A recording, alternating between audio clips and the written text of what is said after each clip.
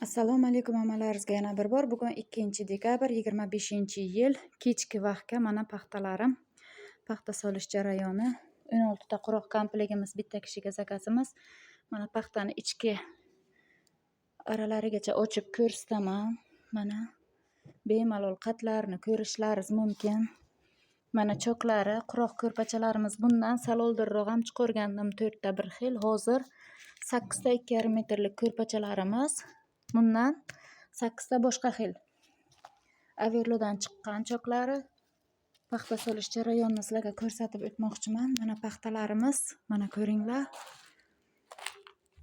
Mana paxtadan chiqqan holatlari. Bu quruq komplektlarimizdan juda ham ko'p chiqaraman, shu uchun chislama-chisla aytibman.